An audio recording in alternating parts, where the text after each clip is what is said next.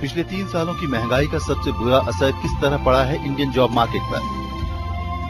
Recession के दौरान तो देश और दुनिया की कंपनियों ने जिस तरह चाही उस तरह की कॉस्ट कटिंग की और इसकी सबसे ज्यादा मार पड़ी लोगों की सैलरी पर।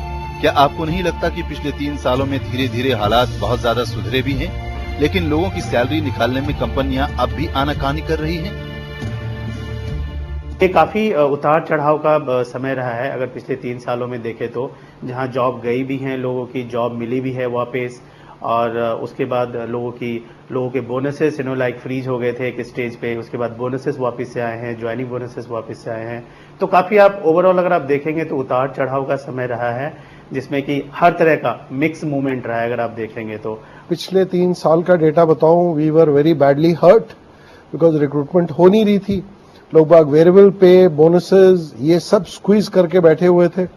तो अब सिनारियो ये आया है कि अब वो रिटेन करना चाहते हैं इन एम्प्लॉयज को, तो उनको कुछ थोड़ा सा बोनसेस और वेरिएबल पे दी जा रही है। चाहे नौकरी पेशा हो या किसी तरह का व्यवसाय करने वाले लोग, सभी समझते हैं कि उनकी जेब में आने वाले पैसे की कीमत क्या है और अहमियत क्या है।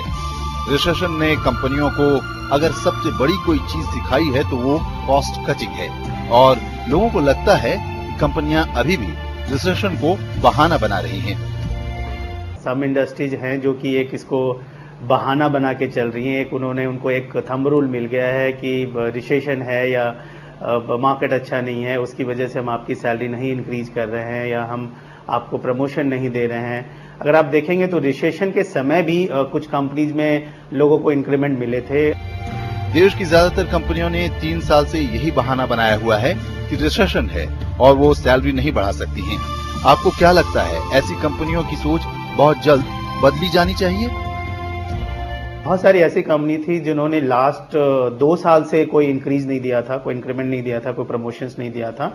बट इस साल हर किसी ने दिया है, क्योंकि मोस्टली कंपनीज ने भी ग्रोथ बुक किया है अपने बुक्स में, अपने प्रॉफिटेबिलिटी में, और उन्होंने इंक्रीज दिया है अपने एम्प्लॉयज को। एंड जो कंपनी जो नहीं दे पा रही हैं, उनके यहाँ एट्रिशन रेशियो बढ़ गया, उनके यहाँ के लोग जॉब छोड़ के दूसरी कंपनी में जो अपॉर्चुनिटीज है उसको ऑप्ट कर रहे हैं।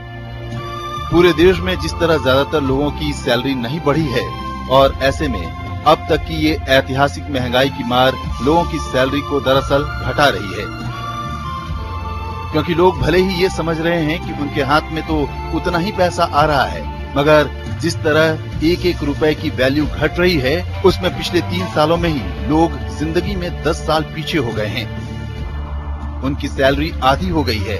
मतलब साफ है कि अगर देश का नौकरीहारा मिडिल क्लास मुश्किल में आता है तो देश की अर्थव्यवस्था सबसे ज्यादा खतरे में पड़ जाएगी।